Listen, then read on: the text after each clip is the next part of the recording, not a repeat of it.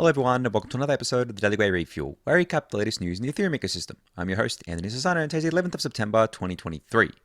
Alright everyone, let's get into it. So first off today, we have a bit of, regulatory related stuff to talk through. So Bill Hughes here, who is a lawyer at Consensys, and formerly actually worked at the Department of Justice and a bunch of other kind of places, like the White House and such, put together a tweet today over the weekend, that's quite long, talking about how Consensys submitted a letter in response to the July 11 letter from the Senate Finance Committee leaders requesting input to address the uncertain tax treatment of digital assets. Now, of course, this has been a big topic of discussion for people in the US because we obviously want crypto-related tax things to be treated fairly and basically on par with how, generally investments are treated for tax purposes, but also be mindful of the fact that crypto has various different intricacies to it when it comes to tax. Like, for example, going from ETH to wrapped ETH shouldn't be considered a taxable event because of the fact that ETH and wrapped ETH are basically the same asset, right?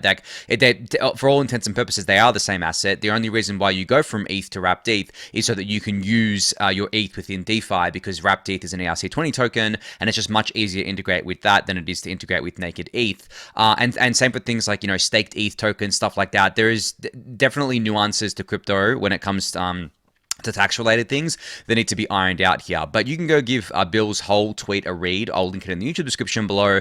But the TLDR is that he said here, Congress needs to be careful not to impose a tax regime on digital assets that make blockchain ecosystems unusable for Americans. There are many targeted improvements to the tax code that could bring clarity and a sensible taxing policy to digital assets and to a large extent put them on par with other assets. But this regime absolutely cannot make using and building blockchain protocols a practical impossibility for Americans.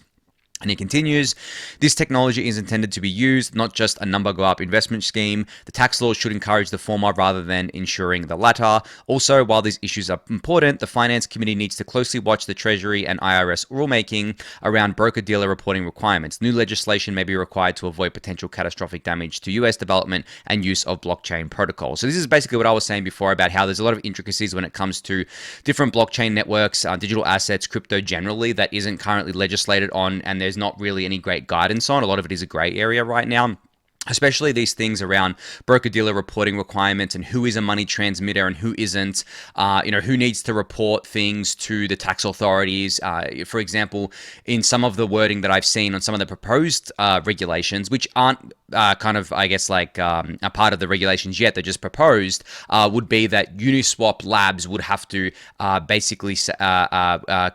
get everyone's data somehow, or everyone that uses the Uniswap protocol's data, and basically pass that on to the Treasury Department or something like that, or the IRS. It's really just impossible reporting requirements. And Bill Hughes' whole point here is basically that we need to avoid, the US needs to avoid falling into that and needs to actually put together sensible regulations and legislation around this. But yeah, as I said, you can go give this a full read for yourself. I'll link it in the YouTube description below. All right, we have the latest all-core devs recap here from Christine Kim. So devnet 9, so the EIP 4844 Dencun devnet 9 launch is expected on Tuesday, September 12th, which of course is tomorrow.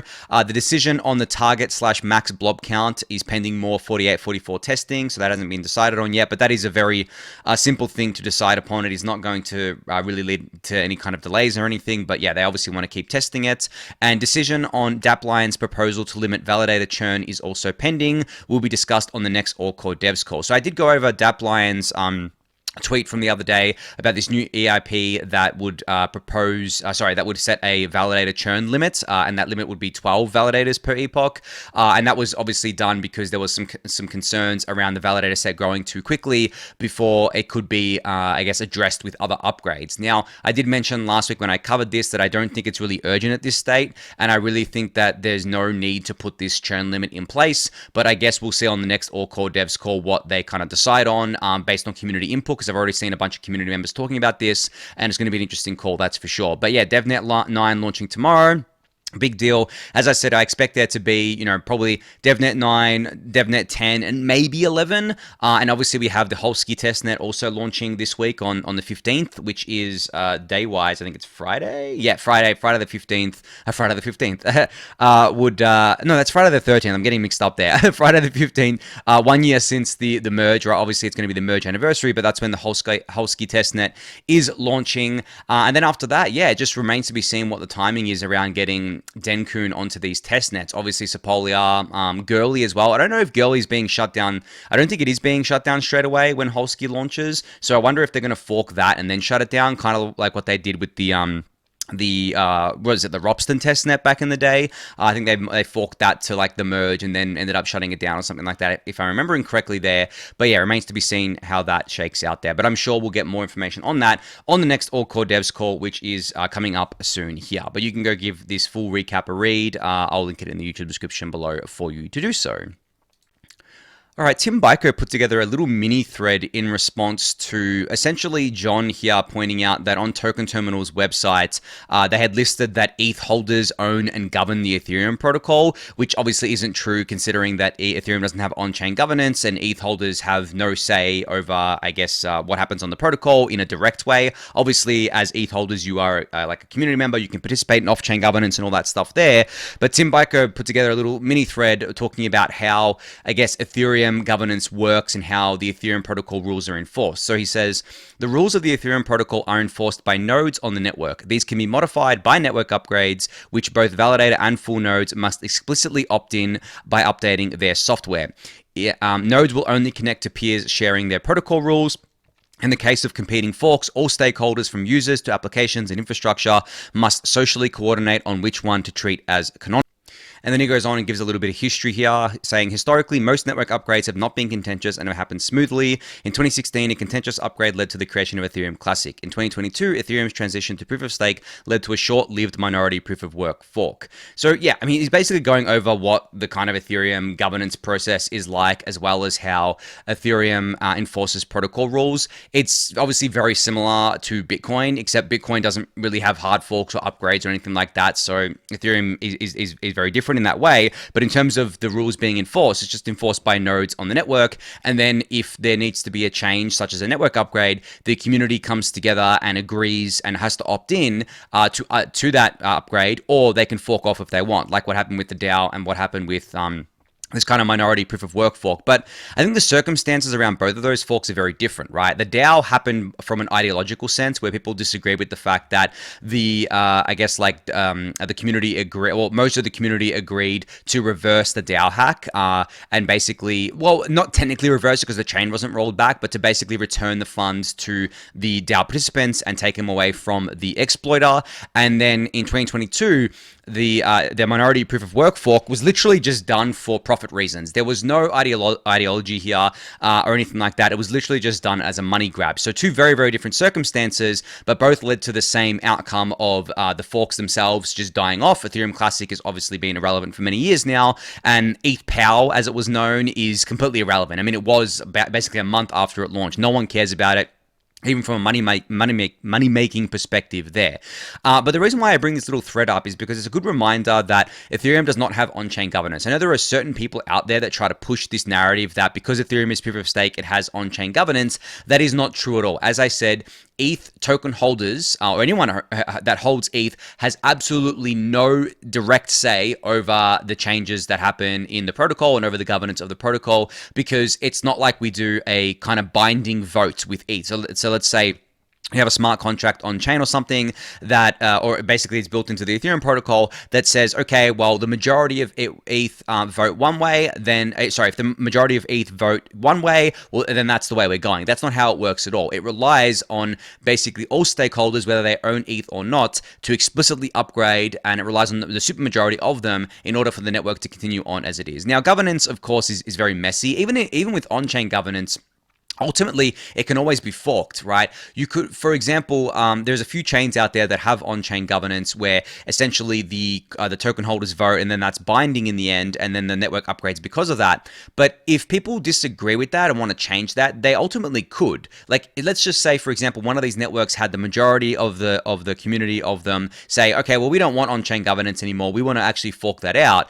They could. They just have to fork the chain, and then if the majority agree with that, that would become the new chain, and that chain wouldn't have on-chain governance anymore. So realistically, ultimately, it's still all off-chain governance in the end, right? You can have on-chain governance, but the ultimate form of governance is always off-chain. It's always the people that run the actual nodes, run the validators, and all that stuff that surrounds that there. So no, Ethereum does not have any form of binding on-chain governance, any form of coin holder governance at all. You could always do like soft votes where you say, there is actually a service for this. I don't know if it's still live, but it was traditionally used more in the past, called Coin Vote, where essentially as an ether holder, you could go there and vote with your coins, and it wouldn't be binding or anything. It's literally just like a poll. Essentially, it has the same power as a poll, but you could make your voice heard like that.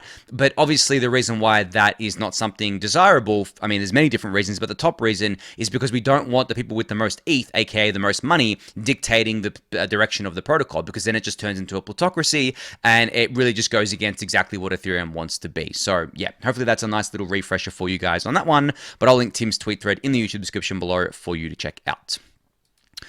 All right, so some exciting news about the single secret leader election, or SSLE, feature upgrade that is planned for one of Ethereum's hard forks here. So Dapline shared that there is a stable devnet running with a proof of concept of SSLE on a fork of Lighthouse and Geth. So he says here, this is an important milestone in Ethereum's roadmap, protecting proposers from targeted DOS or denial of service attacks that could kill liveness. Now, I have talked about single secret leader election before. It's basically the concept of being able to hide who the, I guess, like block proposers are going to be ahead of time, because right now you know who 32 of the block proposers are going to be ahead of time.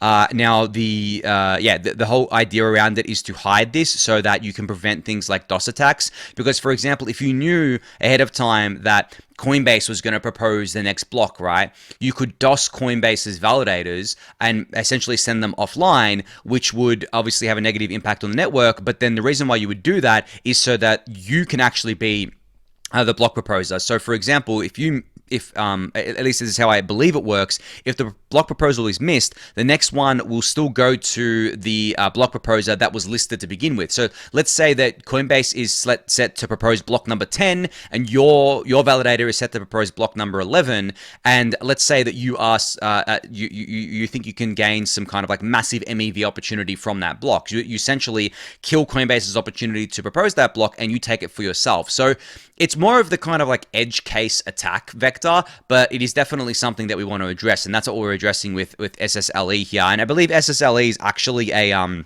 requirement or a pre-requirement to getting PBS into the network. So it's great to see that there's already a devnet running here. And there's actually a block explorer that you can go check out as well, which I'll link in the YouTube description below. But yeah, I didn't expect to see a devnet up this early for SSLE, because realistically, I think SSLE won't make it into the network till probably 2025, maybe 2025 sounds right to me. I definitely don't think it's going to make it to the network next year, but yeah, 2025. It just depends. It's too hard to tell, really, but yeah, I don't think it would happen next year. But regardless, the fact that we already have devnets for these things is really, really great to see. So you can go check this out for yourself. We'll link it in the YouTube description below. All right, Hildolby put out a really interesting tweet over the weekend where he said this ENS, or this Ethereum address, Jared from Subway.eth, has now spent 37,000 ETH or $70 million on gas, which is the most of any address on Ethereum. Now, the reason why this is crazy is because you can see who the rest of the addresses are on this list. So you have number one being Jared from Subway, and then the rest of them centralized exchanges, which is what you expect, right? Because obviously centralized exchanges are going to spend the most gas because they handle the the user withdrawals, right? And they obviously move a lot of stuff around on chain for themselves too. But the reason why this is crazy is because for those of you who don't know, Jared from Subway is an MEV bot, right? That's why they've got the name Jared from Subway, because it's referencing Subway sandwiches, which is referencing sandwich attacks in the MEV context, and there's a little bit of a meme going on there. But this account has spent of all gas ever spent on the network, if I'm reading this correctly, 0.46%. 0.46%. One address. It probably isn't one person, it's probably a team, but they have spent $70 million on gas. And the reason why they have done that is because they want to extract MEV, and the MEV profits were more than the $70 million they extracted. And I think Hildobby is actually working on a dashboard or working on a way to get the data to see how much profit that this Jared from Subway account made from spending all of this gas. So I'll keep an eye out for that for you guys. And then he also has another tweet here saying that over the past 6 months, Jared from Subway spent 5% of all gas in the last 6 months, which is so much more than the next address. I mean, the next address is 2%. It's not labeled here. So he spent 3% more than the next highest address. And you can see his transaction count as well is just absolutely mind-boggling. It's 1.2 million here for the last 6 months. But if you look at his transaction count in the context of against like the other high gas spenders like centralized exchanges, he has 1.2 million. But then the exchanges obviously have a lot more, right? Like Binance here has 7.7 million on one of their addresses, and then they have on the other addresses they have 7.6 million. But you expect that because they handle a lot of deposits and withdrawals every single day. And they've been around for quite a while now. So for Jared from Subway to have 1.2 million transactions in, I think this is like the last 6 months, to be honest, is absolutely insane, right? Especially because those transactions, I believe pretty much all of them, or the vast majority of them, would be related to extracting MEV. And this again is why we are working to eliminate as much MEV as possible, because it's very toxic. All the money most of the money that Jared would have made, especially if he's doing sandwich attacks, is from basically wrecking people, and I wouldn't call it theft, but really just wrecking people who don't know any better to protect themselves from things like this. But yeah, just a cool, interesting stat that I figured was worth highlighting for you guys. All right, so speaking of PBS before, I came across this little basic animation from DMars who shows you what it actually looks like. So what the life of proposer-builder separation looks like in this GIF here. So you can't really see it on my screen because it's a bit small, but you can see on the left-hand side searches, and then they pass blocks transactions to builders, who then build the blocks, and then those builders will pass it to a relayer, which will then pass it to a validator. So the searches here and the builders, a lot of the time they can go hand in hand, right, where they're the same entity, and then the builder passing it to validators. So the validators entities like obviously Rocket Pool and Lido and Coinbase and individual validators, not validators, relayers first. So the relays I've talked about before, like Ultrasound Money and Flashbots and all those other relays there. And then those relays will then pass that on to the validators ultimately, and then the validators will propose the block. So this is the life cycle of a block, really. It goes from searcher to builder to relay to validator. Now, the whole point of in-protocol PBS or ePBS is to eliminate the relayer role, basically, and to have it so that there's just like searcher, builder to validator, because the relayer role is a centralizing vector, as we've seen, and it leads to censorship, as we've seen as well. And the whole kind of notion around it on top of that is that builders are going to always be centralized because it's a specialized role, but that's okay, because as long as the validators are decentralized, that's all that matters at the end of the day. That's all that matters for censorship resistance, for security, for liveness and all that stuff. So it's okay for the builders to be centralized. Obviously, we would like there to be as many builders as possible, but generally, the future is probably just a handful of builders building blocks. But we might get to a point like far into the future where we even like remove that as well. And I think Justin Drake has talked a lot about this in the past, where he talks about the sci-fi roadmap of Ethereum. And I think that this is something that Bankless did a podcast on recently. But essentially, it's these things that are like 10, 15, 20 years out that could lead to a dramatically improved Ethereum protocol and could make it so decentralized, censorship resistant, and unstoppable that you wouldn't have really any centralization vectors. It would just be maximally decentralized. Now, Of course, there's still a lot of open questions around that. As I said, it is potentially decades away. So while we wait for that to happen, or if it even materializes, if it even ever materializes, we work on these other upgrades in kind of like conjunction here. So yeah, anyway, you can go check out this GIF for yourself. I'll link it in the YouTube description below. All right, so we have some news out of the block. So Consensys owned Infura. So you guys know what Infura is, and you should know that Consensys owns it by now. But they have announced plans to start decentralizing by the end of 2023. So I did mention when this news first came out that Infura, like a little while ago, that Infura was planning to decentralize. Well, they're planning to do it to start doing it by the end of 2023. Now, what does this mean?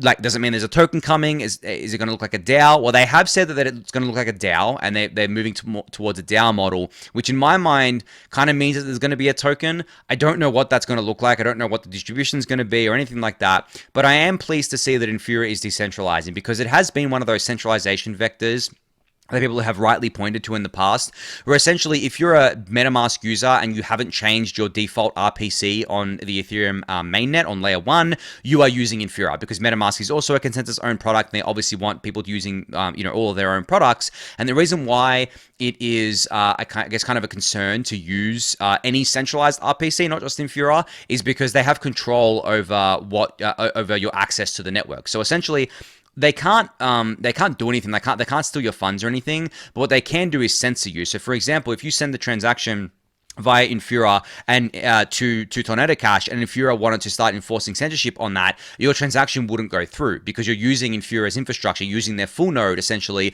to relay your transaction to the network.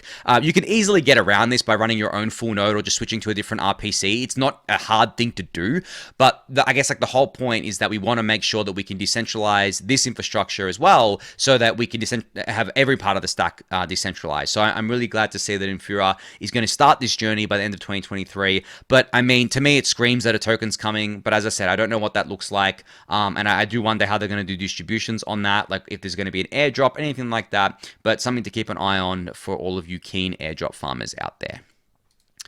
All right, so Espresso Systems have shared their work integrating the OP stack. So they said here, OP stack developers can start leveraging the decentralization, speed, and scale of the Espresso Shared Sequencer Network.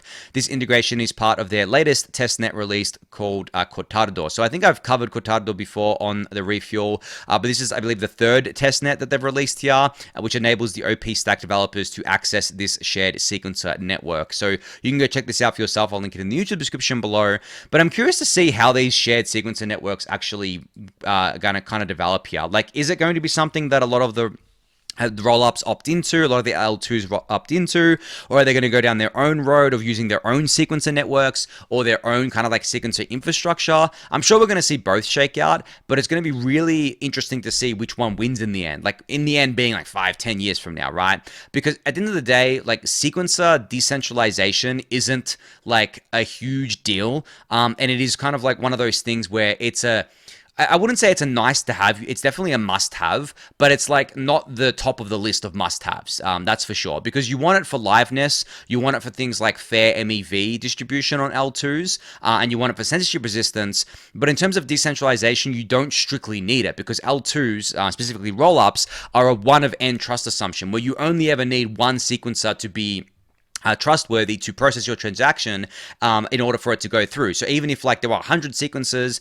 and 99 of them were censoring you, you only need one. And that one can just process the transaction, and then it gets batched and put onto L1, and that's fine. You don't need the majority of the network, like 66% of it, say, or 51% of it, in order for your transaction to go through, anything like that. So it's a kind of one of n trust assumption there. But for liveness as well, you don't need that. Like, say 99 of the sequences went offline and only one was online, that'd still be fine. You might see some degraded performance because maybe that sequencer is running on crappy infrastructure and it takes them longer to process things. But generally, that's why we say it's a one of n kind of a trust assumption here, and one of n for liveness and things like that. But yeah, I'm curious to see what that actually ends up looking like. Are we going to get a shared sequencer network being the dominant thing, or is it going to be like single sequences per chain, or are people going to roll their own sequences? It depends. We'll have to see. We'll monitor that as time goes on, but I don't think we're going to have our answer there for at least 5 years on that front anyway.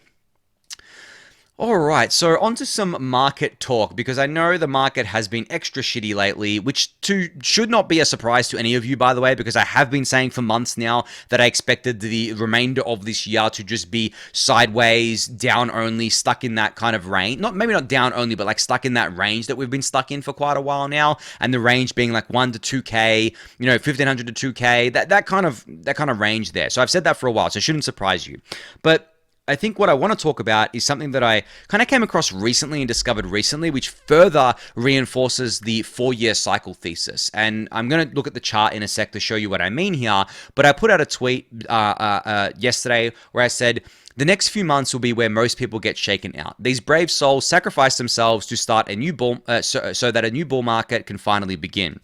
And I truly believe this. I think that as I've been saying for months now, the next few months are just going to keep shaking people out. They're going to panic sell. They're going to try and trade it. They're going to try and catch the bottom. They're going to be like, I'm not going to buy now. I'm going to buy when the bottom comes in. And then the problem is that like 9 out of 10 people are not going to do any of that right, and they're going to wreck themselves. And then they're going to become fuel for the next bull market, where essentially what happens is that eventually all those pumps that we see get sold down, or have seen got sold down all of this year, they stop getting sold down. And now the pumps actually continue and they keep going up. And then we start climbing that wall of worry that I've discussed before.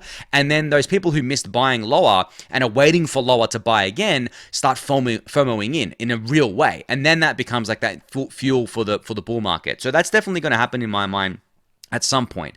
But this brings me to my kind of 4-year cycle thing that I've been talking to you guys about. So I've got the BTC chart up here. So this is the BLX, which is an index that the Brave New Coin team have created that basically looks at the weekly closes of BTC going back to pretty much the start of BTC. This chart goes all the way back to, I believe, what date is this? It's like 2010 or something like that. Yeah, so it's July 2010. So it goes back to when BTC was like 5 cents, right? But what I want to focus on is the previous 2 cycles and compare it to this current cycle. So you'll see on my chart here, actually, if I bring it up here so my camera is not kind of blocking it, we look at the 2013 to, I guess, like 2017, or I guess like we look from 2013 to 2017 here when it comes to measuring from top to top. Now, what I'm measuring here is the 2013 all-time high, or the time between the 2013 all-time high and when we broke that all-time high in 2017. This is on BTC.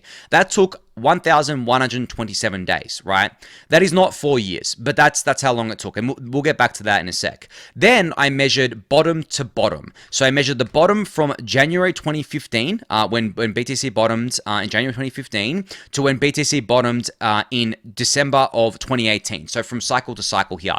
That was 1,428 days, which roughly translate to 3.91 years, which basically rounds up to 4 years. I mean, that's pretty much 4 years there. So that's the 4-year cycle. That's what we mean when we say that there is a 4-year cycle in crypto. It's measured from bottom to bottom. It is not measured from all-time high to breaking the all-time high. So from previous all-time high to breaking the new all-time high, right?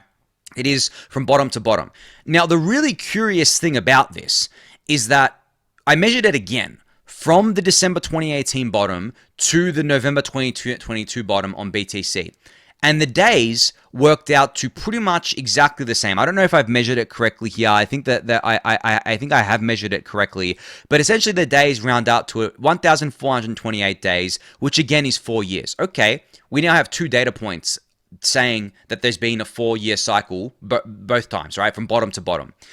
And then I've gone and extrapolated that out on the current cycle. And as you can see here, if the 4-year cycle holds, October 2026 will be the next bottom.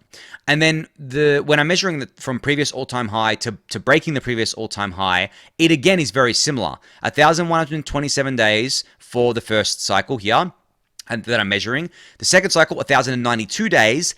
And then I've kind of extrapolated that out and said, okay, well, 1,092 days into the future gets us to November 2024 as breaking the previous all-time high on BTC, which again falls into what I've been saying about the second half or late second half of 2024 being when we probably see the new all-time highs on on BTC.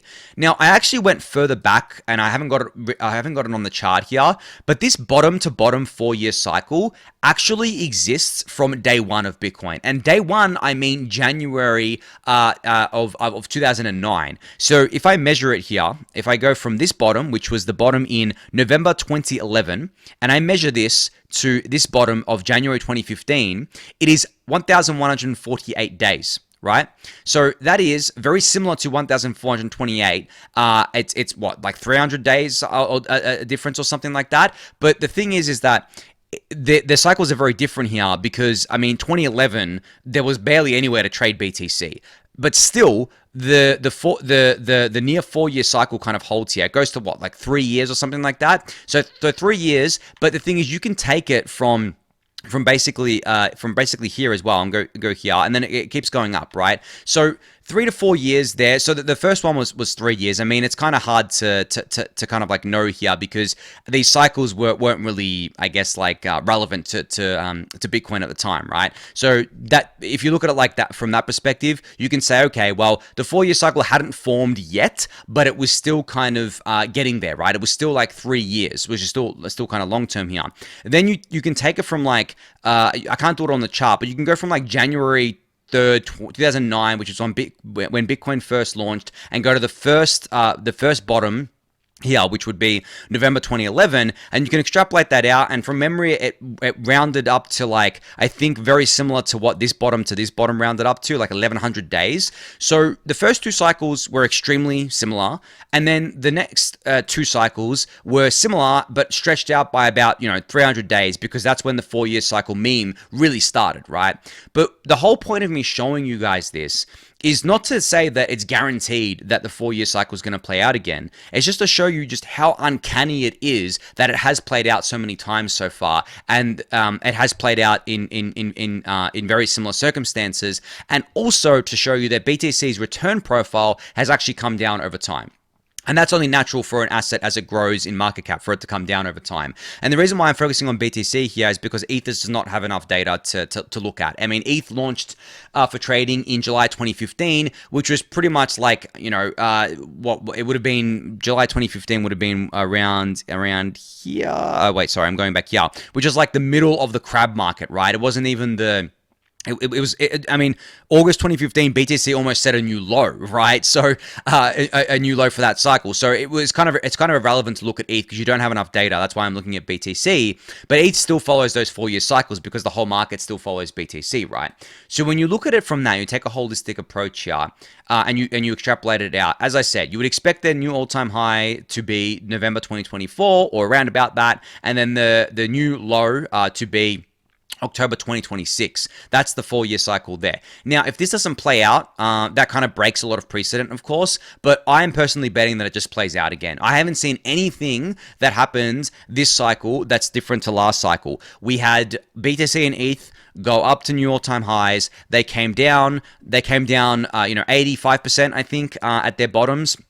Actually, ETH went down more than BTC, but BTC went down, it didn't even go down 80%. BTC from top to bottom went down around 77%, right? So diminished to what it went down last time. I think it went down last cycle like 85% or something like that, but everything else went down 90+%, right? And this year we saw a kind of, I guess people were calling it an echo bubble, where we kind of pumped up off the bottom by about 2 times on BTC and ETH, and then since the top there, we've just been bleeding out. The same happened in 2019 here, where you can see that in 2019, BTC went up a lot. It went up a lot more than 2x, it went up like 3x, but I've explained before how like the plus token Ponzi influenced that, and then it went down and bled out and then started pumping again in 2020.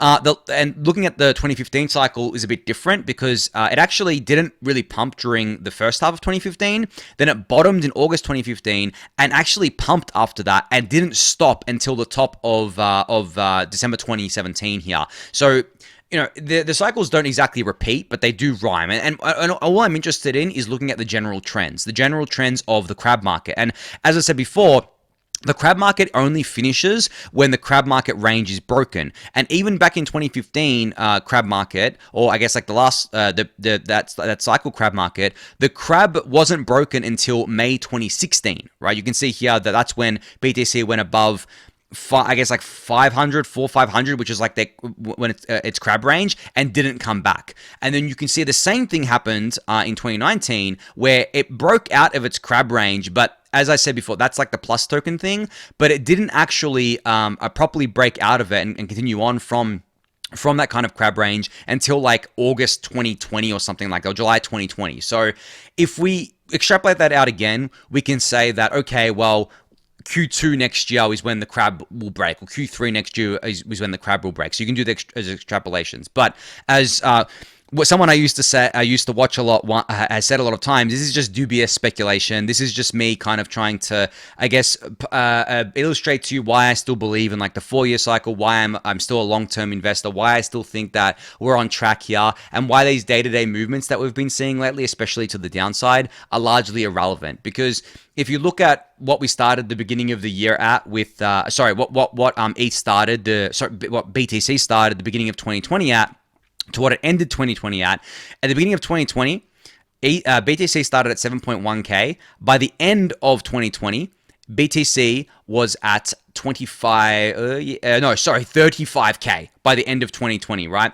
So when you look at it like that, things can move very, very quickly. I believe ETH was like 130 at the beginning of 2020 and went to like 900 or 800 by the end of it. So really, when things get going, they really get going. Things can change very, very quickly in a short period of time. So just because, and that was after a brutal crab year, by the way, right? That was after 2019 crab year, and that being like very, very brutal, especially for ETH. And then it just moved. And that was also after the whole COVID dump too. So when you take that holistic approach, take that long-term approach, you can extrapolate this stuff out and see all the different points on the time here. But anyway, I'm going to end that there because I've talked about the markets way longer than I intended to. But yeah, so thank you everyone for listening and watching. Be sure to subscribe to the channel if you haven't yet. Give it a thumbs up, subscribe to the newsletter, join the Discord channel, and I'll catch you all tomorrow. Thanks everyone.